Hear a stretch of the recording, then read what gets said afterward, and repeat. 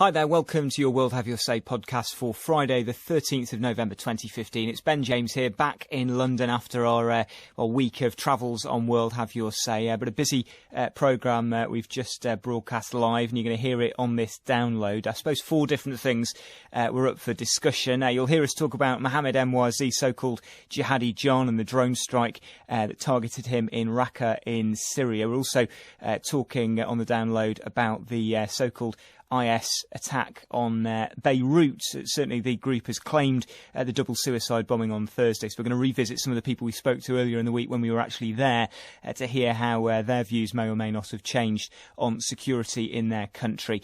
We have a conversation about the doping scandal and Russian athletics. And then also we talk about Narendra Modi, who, as I watch now in the World Have Your Say studio, is about to appear at Wembley Stadium in front of a crowd of 60,000 people on his trip to the UK.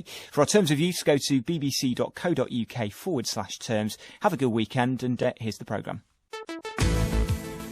Hello, welcome to World Have Your Say. It's Ben James here, and we've been in Lebanon, Slovenia, Germany through this week on the programme, but we're back in London today. We will, though, reconnect with some of our friends in Beirut from a few days ago to talk about Thursday's bombings there and see how, if at all, the conversation has changed. And another story we're going to talk about, you heard it just last in the bulletin there. Let's have a listen to what's happening right now at Wembley Stadium.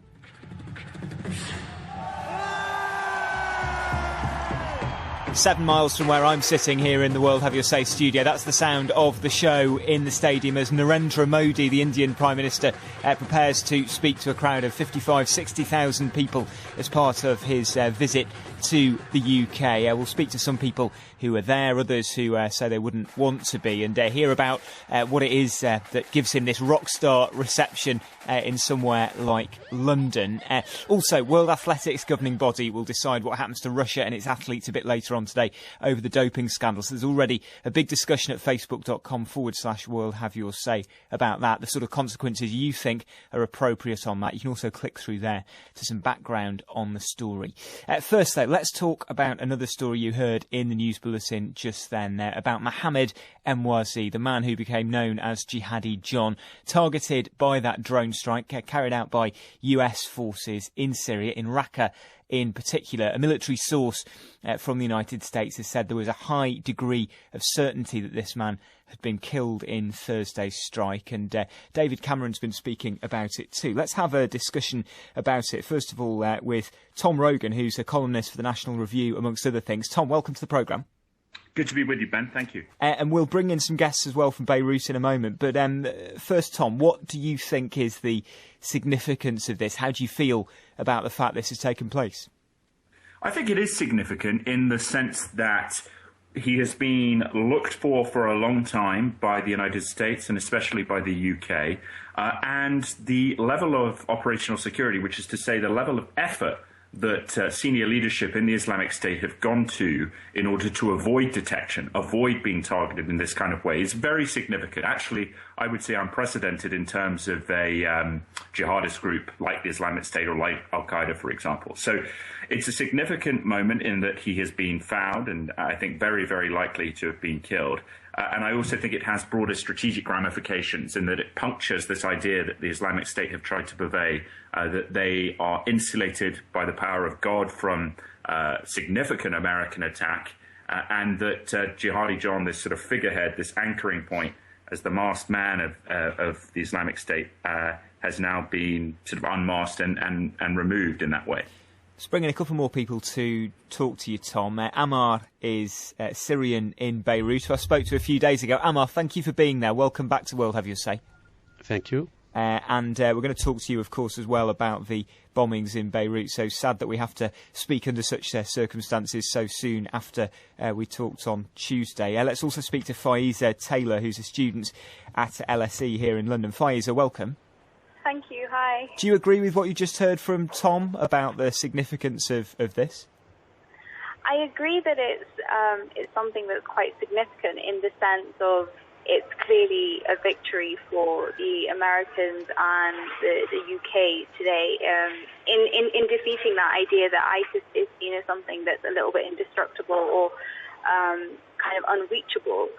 But I think ultimately, when it comes down to the fact that ISIS is not made up of just one man, it's not just made up of Jihadi John, it's made up of multiple units, multiple soldiers, it is very much an army, very much a conglomeration of different forces, to kind of take the very probable death of Jihadi John as a kind of step as a really significant victory seems a little bit premature.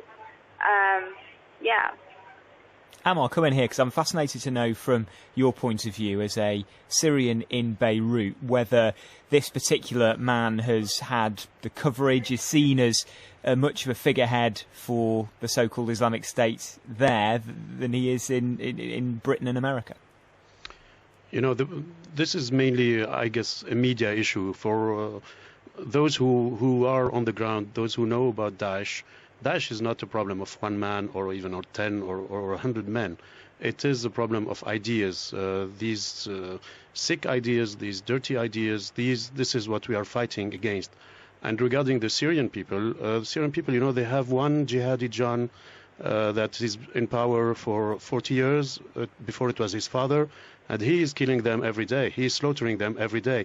You have seen one British citizen or one American citizen slaughtered or beheaded by Jihadi John, but we see 200,000 or 300,000 Syrians beheaded or killed or shelled or detained, or I mean, you name it, by our Jihadi John. This is the one I would like people to take care of. You're referring to President Assad there, are you? Of course. Tom? Yes, I mean, I agree to some, I agree actually a significant amount there in the sense that Bashar al-Assad is a core driver of this conflict. I mean, the Islamic, this is why I come down on the idea that you can solve the Syrian civil war with Assad remaining in power is, I think, fundamentally untrue, because predominantly, young Sunni men across Syria see him as the devil incarnate that must be destroyed. So yes, he is a core driver of the conflict. That said, I do think Jihadi John is very important in the sense that he is a metaphor for the organization. He, with the mask, with the voice, the Western voice, with the propaganda, seemed to encapsulate and serve that very deliberate propaganda purpose from the Islamic State of being everyone and no one. The idea that he could be you and you can be him and come to the Islamic State and join in this movement.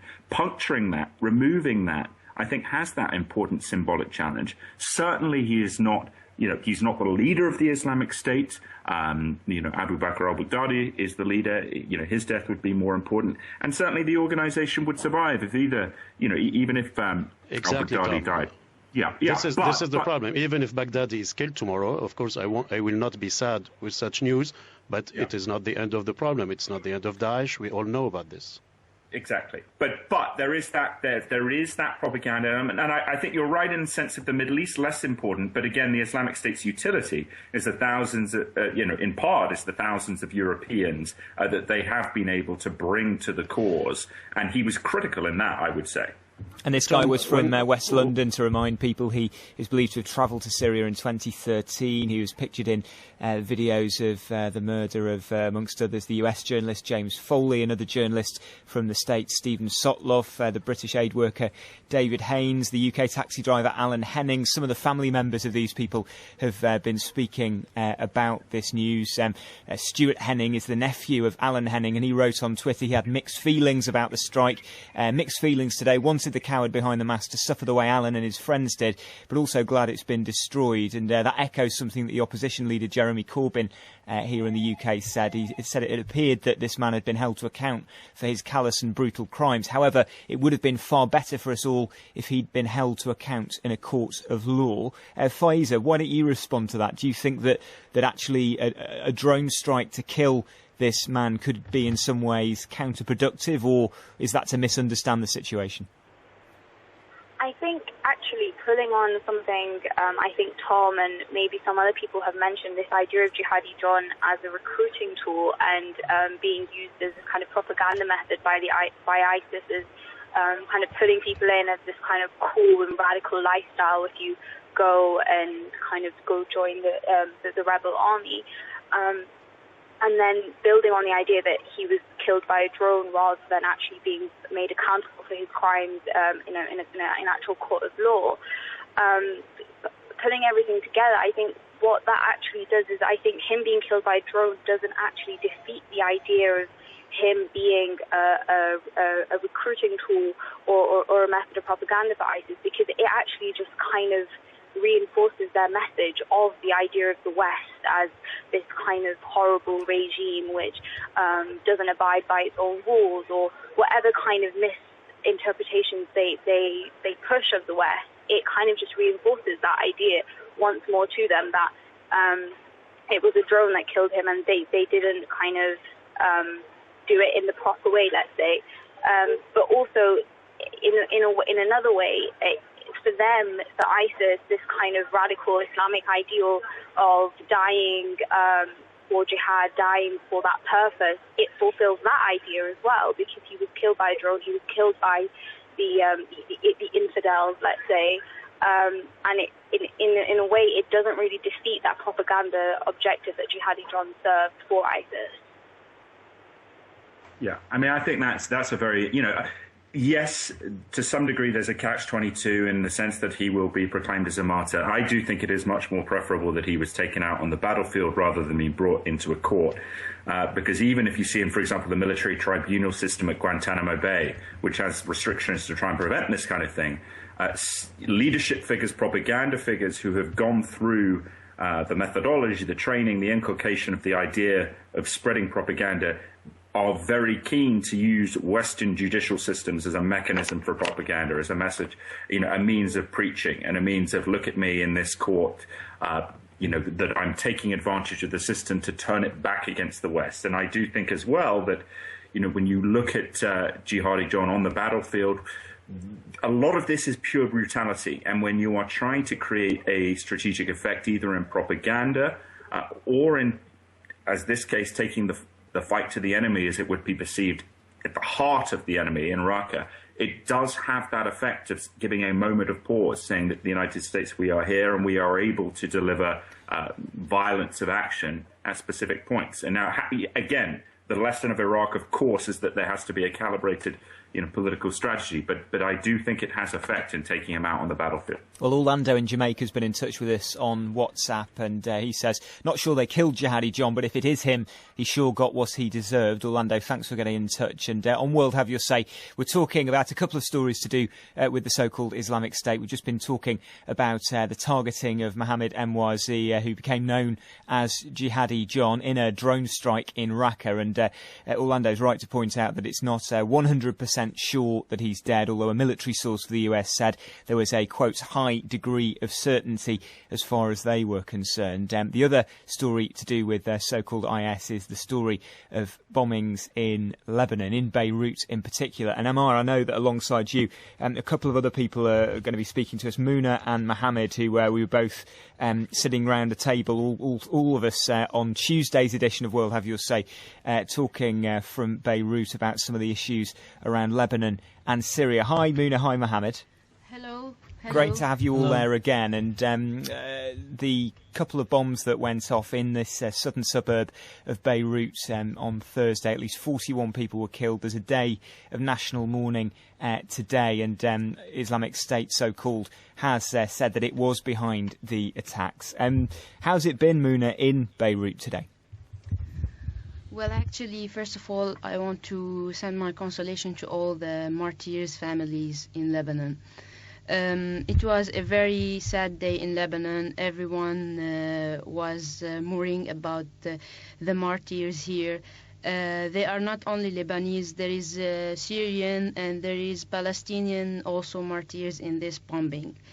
And the area where the bombing took place, it is an area where there is also refugees, Syrian and Palestinian refugees. And you work for a campaign group, an NGO called Lebanese for Refugees, so you do work with people. What's the impact been then on those communities there? Is this a place that you work in? Yeah.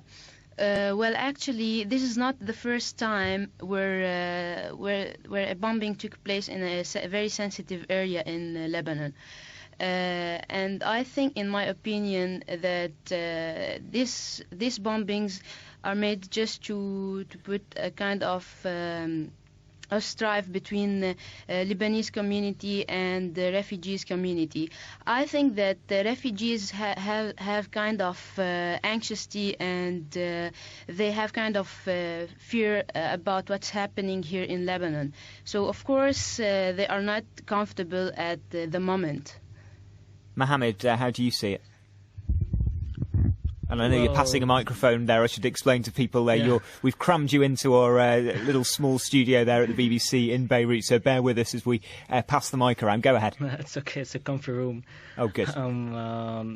Well, the situation, as Mona said, the refugees are not in a comfortable zone right now, especially we, as Lebanese, had a long history, especially during the civil war between 1975 and the 1990. We had certain clashes with the Palestinians and the Syrians, as well as the Syrian occupation of Lebanon that ended in 2005. These political problems or these military problems still affect our society and our social strata.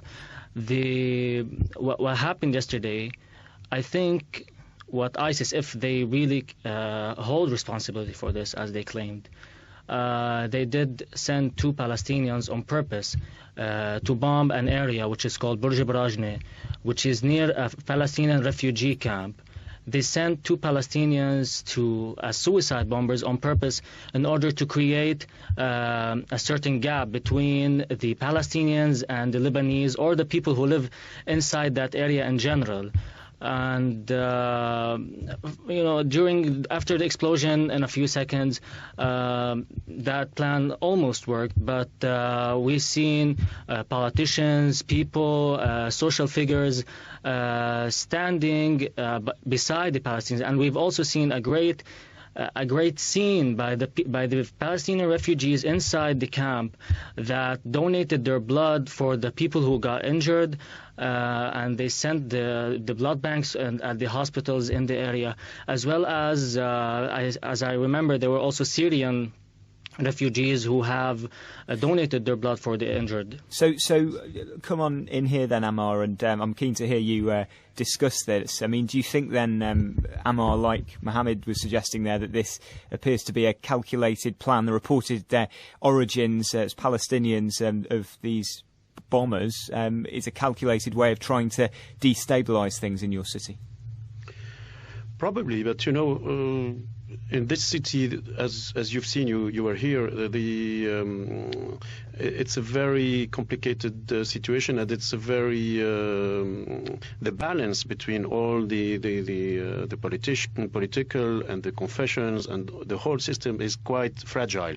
And some people have been working on trying to blow up the whole thing for the last 2 or 3 years. There used to be the famous story of a former Lebanese minister, Michel Samaha, who was actually in jail because he was planning to get bombs to people to bomb churches, for instance, in Christian areas.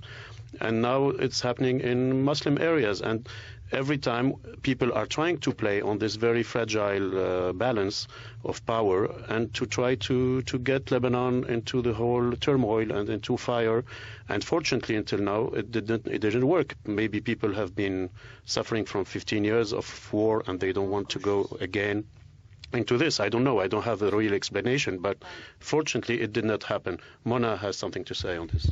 Well, actually, yesterday they also arrested before they have saved a suicide bombing which was planned to happen in Tripoli, which is a Sunni area in North Lebanon. Which is a city that's seen a fair few clashes between different communities there as a reflection of the conflict in Syria. And there are thoughts that are saying that the bombs were to take place in these 2 places, in Tripoli and in Burj al Barajne, and the political the political realization says that if these two bombs happened at the same time, it will be a big catastrophe, big catastrophe for Lebanese and for refugees and for all the community. But I think that the Lebanese people and also the Syrian refugees here in Lebanon, after 4 years of being here in Lebanon, they got used to these kinds of suicide bombers, and they have more cautious now about what's happening and what's going on. There were 200 people, more than 200 people wounded in this. It was the worst loss of life in a single attack since the end of the Civil War in 1990. 41 people dead. Yeah, exactly, 41. And most of them are women and children, you know. Because it was a market area, wasn't it, as I understand it, and it was a peak time of day where lots of people were out in that part of town. Do you think, the three of you, that you are heartened by what you see in terms of Lebanese society resisting attempts to destabilise it, or are you concerned that could happen?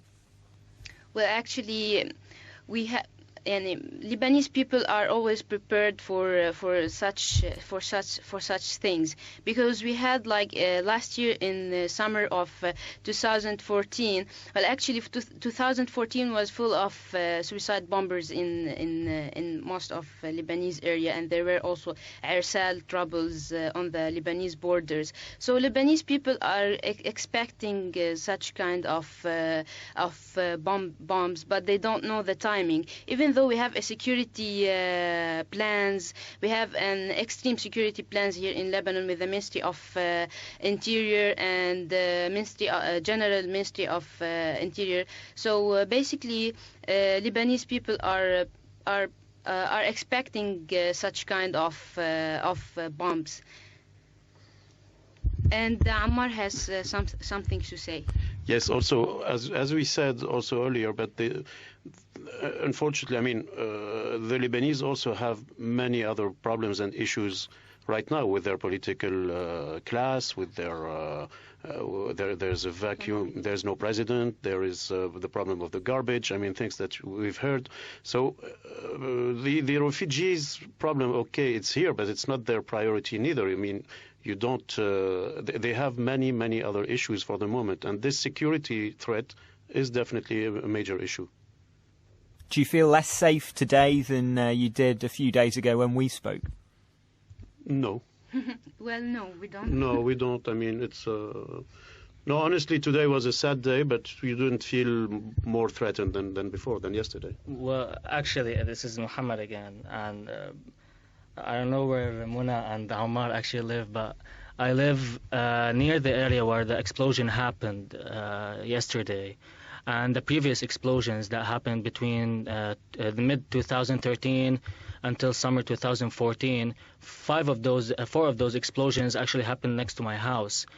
And we thought recently, for the past around 2 months, we've seen a certain security grip kind of getting loosened on the area. And we thought that, okay, maybe there was some, as you can say, certain word of mouth that the security situation or the suicide bombers might have been, they got less dangerous, or probably the threat is all gone.